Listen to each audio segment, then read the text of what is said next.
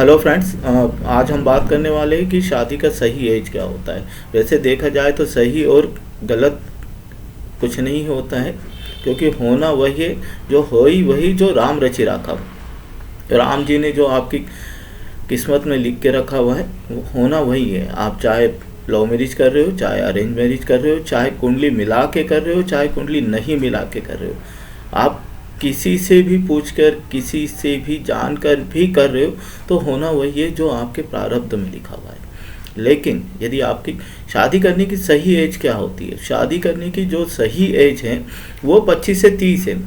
अब 25 से 30 क्यों मैंने बताया है, उसका कारण यह है कि जब 25 से 30 के बीच में शादी करते हैं, नॉर्मली आदमी 60 साल या 65 साल की उम्र में रिटायर हो जाता है या होने का प्लान कर रहा होता है। यदि आप 25 से 30 के बीच में प्लान करते हैं शादी, तो उससे ये होगा कि यदि आपका जो बेबी होगा या बेटा होगा या बेटी होगी, वो अपना स्कूल कॉलेज सब कुछ कंप्लीट कर चुका होगा और जॉब सर्च कर रहा होगा या जॉब में लग चुका होगा। आपके ऊपर कुछ एक्स्ट्रा खर्चे जो कि स्कूल का, कॉलेज का या उसके जो भी अदर खर्चे हैं, वो सारे खर्चे आपके बंद हो चुके होंगे। लेकिन यदि आप 30 के बाद में करते हैं या 35 में शादी करते हैं, तो उस समय आप फाइनेंशियली रिटायर होने का प्लान करने के बारे में यदि सोचेंगे तो हो सकता है कि आपको मुश्किल आ जाए, क्योंकि उम्र के साथ आपकी ज़रूरतें भी बढ़ती जाएगी, आपके खर्चे भी बढ़ते जाएंगे, आपके दवाइयों का खर्चा, मेडिकल एक्सपेंसेस और उनके साथ में आपके बच्चों के स्कूल और कॉलेज का। तो मेरे हिसाब से जो शादी करने का सही जो एज है वो 25 से 30 साल है। यदि आपके घर वाले आपको शादी के लिए फोर्स कर रहे हैं तो मेरा आपसे निवेदन है, सजेशन है कि आप हाँ बोल दीजिए, क्योंकि आने वाले समय में जो परेशानियों का सामना आपको करना पड़ेगा उससे आप शायद बच जाएं। यदि आपका फाइनेंशियल प्लानिंग काफ़ी अच्छा है, आप वेल सेटल है तो बात अलग है। लेकिन यदि आप as a middle class family से बिलोंग करते हैं, ठीक है, और प्राइवेट जॉब करते हैं, तो आपके लिए सही डिसीजन यही होगा कि आप शादी के लिए हाँ कर दें, क्योंकि सपने और ज़रूरतें किसी की पूरी नहीं होती, कभी ख़त्म नहीं होंगे सपने देखना। आप एक सपना पूरा करेंगे, आपके सामने दूसरा लक्ष्य आ जाएगा, आप तीसरे की ओर भागने लगेंगे। ज़रूरतें कभी ख़त्म नहीं होती है, आप एक ज़रूरत का फुलफ़िल करेंगे, दूसरी चालू हो जाएगी।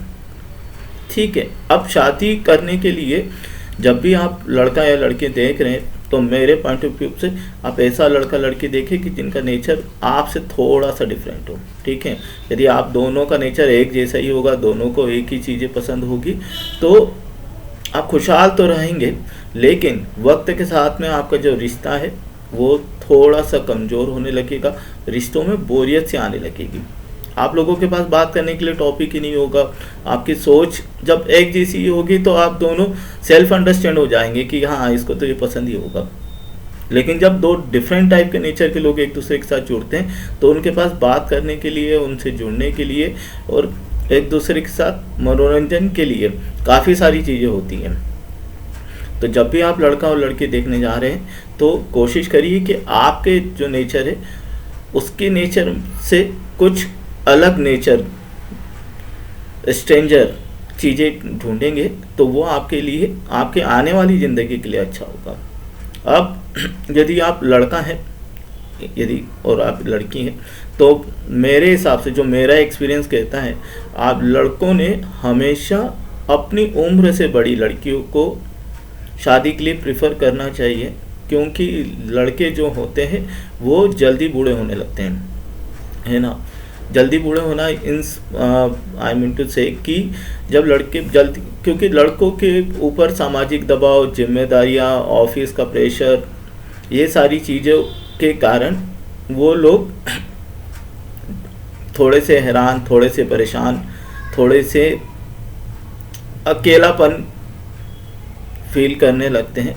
तो और लड़कियों के साथ लड़कियां वक्त के साथ ज़्यादा मैच्योर होने लगती है, ज़्यादा उनका अंडरस्टैंडिंग लेवल बढ़ते जाता है और लंबे समय तक जवान होती है। तो आज के टॉपिक में हमने दो चीज़ें कवर करी है, दो चीज़ों के ऊपर बात करी है। पहला कि शादी का सही एज क्या है, तो शादी का सही एज फिर से मैं आपको बता देता हूँ कि शादी का सही जो एज है वो है हमारा 25 से 30। उसका रीज़न मैं बता ही चुका हूँ आपको कि 25 से 30 के बीच में फ़ायदा ये है कि आप जब फाइनेंशियली रिटायर होने का प्लान करेंगे तब तक आपके जो बच्चे होंगे, जो डिपेंडेंट होंगे, वो अपने पैरों पे खड़े हो चुके होंगे। दूसरा हमने बात किया कि किस तरीके के लड़का या लड़की ढूंढना चाहिए। तो मेरे हिसाब से यह है कि दो डिफरेंट नेचर के लड़कों की और या लड़कियों के, दो डिफरेंट नेचर के लड़के और लड़कियों के बीच में जो अंडरस्टैंडिंग होती है वो काफ़ी बेहतर होती है। सेम होगा तो रिश्तों में बोरियत आने लगेगी, और बोरियत आने लगेगी तो हो सकता है कि आप दोनों, चाहे लड़का हो चाहे लड़की हो, वो प्यार बाहर तलाशने लगे। तो जब भी आप लड़का लड़की देखने जाए तो ज़रूरी नहीं कि आपको जो पसंद है वो से भी वही पसंद है, ठीक है। ज़िंदगी में थोड़ा रोमांच बना होना काफ़ी ज़रूरी है। तो आज के लिए बस इतना ही। उम्मीद करूँगा आपको मेरा ये वीडियो पसंद आया। Please share with others and subscribe my channel. Thank you very much.